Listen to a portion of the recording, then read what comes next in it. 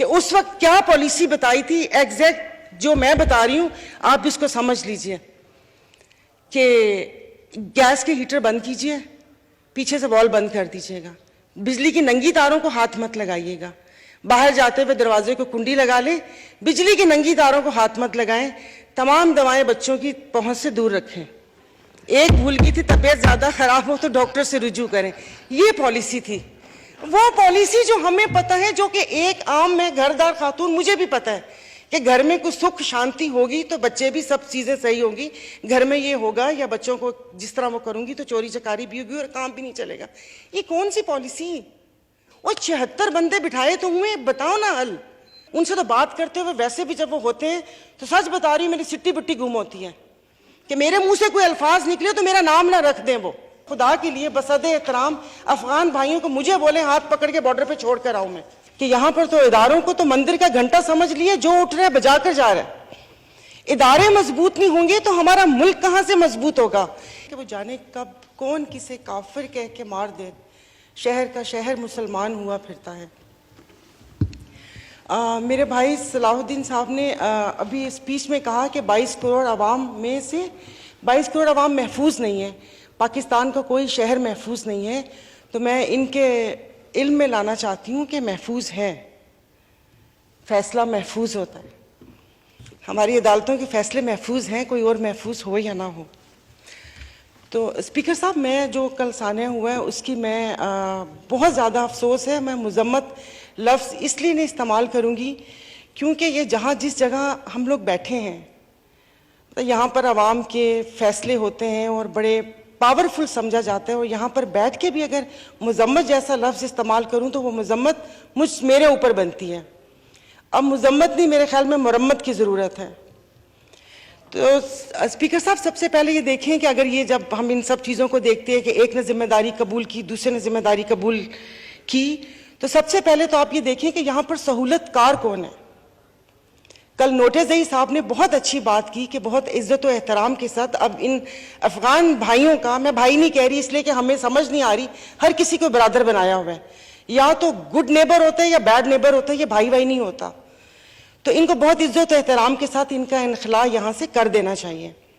अभी मुझे नहीं पता मेरी सिंध गवर्नमेंट क्यों इतने आराम से बैठी हुई है कि कराची प्रेस क्लब में वहाँ पर अफगानिस्तान के झंडे लहराए गए और बाकायदा धमकियाँ दी गई।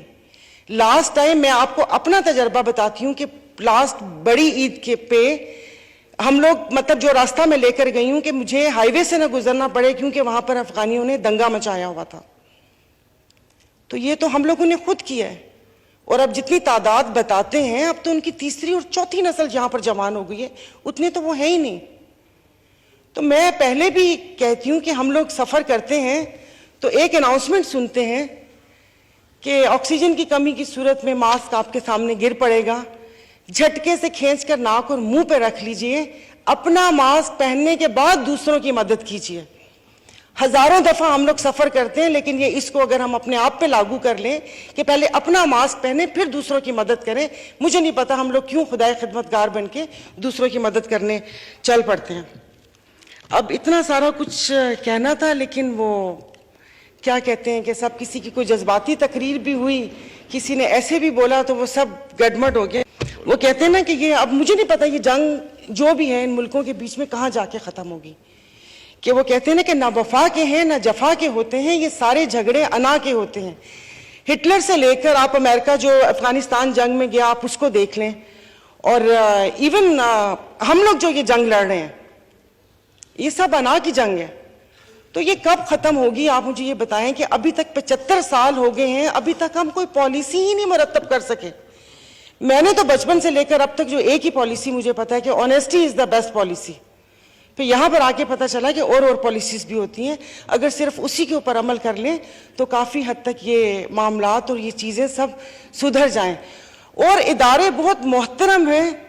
मैं तो अपने अल्फाज का चुनाव ही ढूंढ रही थी कि बहुत अच्छे तरीके से मैं वो बात कर लूँ, लेकिन मुझे माफ़ कर दीजिएगा कि यहाँ पर तो इदारों को तो मंदिर का घंटा समझ लिए, जो उठ रहा है बजा कर जा रहा है। इदारे मजबूत नहीं होंगे तो हमारा मुल्क कहाँ से मजबूत होगा? ये मुल्क वैसे भी एक फेडरेटिंग यूनिट है, फेडरेशन है हमारी, फेडरेशन मजबूत नहीं होगी तो कैसे मुल्क मजबूत होगा? और मैं जो फैसले करने वाले हैं या अपने इदारे हैं बसद एहतराम उनसे भी रिक्वेस्ट करती हूं कि अब ये सारा बोझ इन सियासतदानों के कंधों पर डालना चाहिए, ताकि ये भी जो भी स्याह सफेद या जो भी गलत सलत होता है सारी जिम्मेदारी इनके कांधों पर आए। क्योंकि जिस वक्त चौधरी निसार साहब ने 50,000 ID कार्ड कैंसिल किए थे तो महमूद अजगज़ई साहब ने बहुत शोर मचाया था, क्योंकि उन अफगानियों को कार्ड दिलाए थे, क्योंकि उनके हल्के में थे, उनके वोटर्स थे। और कराची में भी यही हुआ है कि उनकी बस्तियों को रेगुलराइज करवाने और पता नहीं कौन सा किला फतह करना है जो कि उनके वोट चाहिए। तो मुझे बताएं कि अब इन 4-5 लोगों के या मुट्ठी भर लोगों के फैसले हम पे क्यों मुसल्लत होते हैं? 22 करोड़ आवाम का क्या कसूर? एक तरफ आप महंगाई की हम लोग चक्की में पिस रहे हैं, ऊपर से दहशतगर्दी। एक रोटी खा लेंगे लेकिन कम से कम ये तो होगा कि जो बाप भाई बेटा घर से बाहर गया है वो सलामत वापिस आ जाएगा। और आई एम सॉरी, मैं कोई सियासी गुफ्तगू नहीं करना चाहती, अभी महंगाई महंगाई महंगाई पे बात हो रही है। अब मुझे नहीं पता कि मजबूरी होगी इनकी 76 की काबीना, चले काबीना तो 38 की होगी, बाकी SAPM ये सारा ताम झाम ये वो। फिर वो कहते हैं कि मज दूध क्यों नहीं देंदी? आपने कट्टे की रस्सी कम करें तो दूध तो सारा कट्टा पी जाता है, तो हमारे हिस्से में क्या आएगा? मतलब टैक्स मैं दूं? मैं तो परसों एक टिश्यू के बॉक्स के पीछे 27 रुपीज टैक्स देख के मेरी आंखें खुल गई। बहुत अरसे से 4 साल से मैं यहां पर हूं, इतना ग्रोसरी वगैरह पे तवज्जो नहीं दी थी। एक टिश्यू बॉक्स पे 27 रुपए टैक्स दे रही हूं, टैक्स जाता कहां है मेरा? तो प्लीज ये मैं आपको बताती हूं कि जो इस दहशत आपने कहा कि इसकी कोई वो भी बता दें कि ये जब तक एहसास से महरूमी नहीं खत्म होगा इस मुल्क से दहशतगर्दी नहीं खत्म हो सकती। सबसे पहले इस एहसास से महरूमी को खत्म करें, इंसाफ और ये सब चीजें होंगी तो ये दहशतगर्दी पे खत्म हो जाएंगी। प्लीज किसी दूसरों की जंग में हमें ना झोंकें। और अभी इन्होंने कहा कि बैरूनी आकाओं, अरे तो शुरू से हम बैरूनी आकाओं के तो उसमें हैं, हमारी सीरीज तो वहां से अप्रूव होकर आती हैं। अमेरिका ने इजाजत दे दी हम रशिया से तेल लेंगे। अमेरिका ये तो सब गोल्डन ईगल्स के बच्चे हैं, हम तो आजूज माजूद हैं, हमारी जुबान तो इनको समझ नहीं आती आगे बैठने वालों को। इनके सारे जितनी भी हैं औलादें ये वो सारा कुछ बाहर, सब फैसले वहां से होते हैं, उनकी इजाजत दी जाती है, हम तो ऐसे ही हैं। तो प्लीज मतलब ऐसे वो ना करें। मैं बिल्कुल भी नहीं तनकीद करना चाहती, क्योंकि ऑपोजिशन का ये मतलब नहीं है कि हर बात पे टांग खींची जाए। अब ये मौका ऐसा है कि मिल बैठ के ये सब चीजें करनी चाहिए। और जैसे कि मौलाना असद साहब ने बोला कि ये जो पॉलिसीज वगैरह ये वो होती हैं वो हमें भी नहीं पता होती, वो 15-20 लोगों को पता हो तो हो, बाहर जाके वो पूछते हैं, मुंह खुला हुआ होता है, हमें नहीं पता कि नेशनल पॉलिसी। एक दफा मैंने एक सिक्योरिटी पे मुझे बुलाया था और जो कुछ मैंने वहां से सीखा उसमें कोई भी नहीं आया था, बायकॉट किया था इन्होंने। वो बाहर आके मैंने बयान की, फिर बहुत क्लास हुई मेरी। उसका लुब्बो लबाब मैंने जो समझा था वो यही था कि पॉलिसी का आपका मतलब क्या है। अब उस पॉलिसी में ये बताया जा रहा है कि माशी इस्तेकाम होगा तो वो मुल्की इस्तेकाम भी होगा। ये किसको नहीं पता? ये तो बचपन से सुनते आ रहे हैं।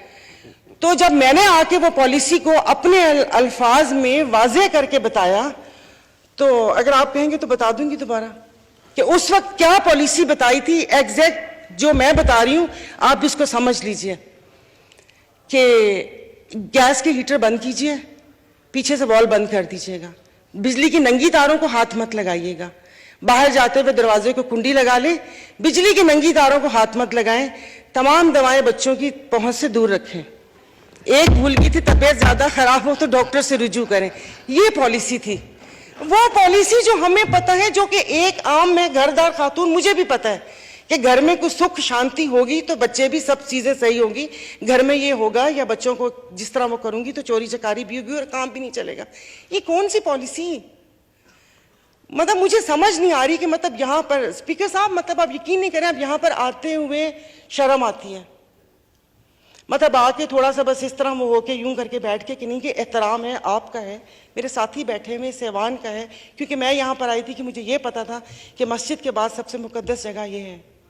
लेकिन यहाँ पर आप देख लेना यहाँ पर किस तरह क्या चल रहा होता है। महंगाई के बारे में मतलब समझ नहीं आ रही, सर जोड़ के बैठे हुए हम महंगाई पे काबू पाएंगे। वो 76 बंदे बिठाए तो हुए, बताओ ना हल का महंगाई का, बताए ना कि महंगाई कैसे काबू होगी। वो कोई बताते ही नहीं है। अब वो वजीर दिफा साहब भी नहीं है, उनसे तो बात करते हुए वैसे भी जब वो होते हैं तो सच बता रही, मेरी सिट्टी बिट्टी गुम होती है कि मेरे मुंह से कोई अल्फाज निकले तो मेरा नाम ना रख दें वो। फिर छोड़ूंगी नहीं मैं, यहाँ नहीं, मैं बाहर पूछूंगी। डर लगा रहता है क्योंकि इतनी इतनी जुबानें हैं, तो थोड़ी इज्जत, भाई बच्चे हैं, उन बच्चों के लिए कि भाई वो माँ के लिए कोई ऐसे अल्फाज बोले तो। अब वजीर दाखिला साहब है, इतना वहां पर हुआ है, वो बहावलपुर में पार्टी के लिए तकरीर कर रहे हैं। मतलब बस कर दें, अभी ये क्या मतलब चल रहा है इस मुल्क के लिए, खुदा के लिए रहम कर लें। और इस महंगाई, मतलब आवाम को आप, मतलब एक 15,000 कमाने वाला क्या करेगा? फिर आप कहते हैं कि इस तरह की बातें हम लोगों को जज्बात भड़का रहे हैं, तो फिर वो तो उसको तो कोई भी गलत रास्ते पे लगा लेगा, कुर्बानी दे देगा वो अपने घर बच्चों के लिए कि लाओ 50 लाख रुपए दो और बताओ मुझे। पहले मुआशी इस्तेहकाम तो लेकर आए, अपने खर्चे कम कर दें, अपना कट लगा दें। उस दिन वजीर साहब जी टीवी पे बोल रहे 30% पेट्रोल कम किया है, और 4 साल यहां पर बैठे हुए थे, अपने पैसों से पेट्रोल नहीं डलवा रहे थे। आए थे तो कहते नहीं कि हम नहीं लेते सब कुछ, हमें नहीं चाहिए, हमने सब कुछ नहीं लेना, हम सब ने अवाम के लिए वो करना है। लेकिन अवाम कहीं है ही नहीं। तो बस और मतलब ऐसा कुछ मैंने वो तो नहीं कहना था।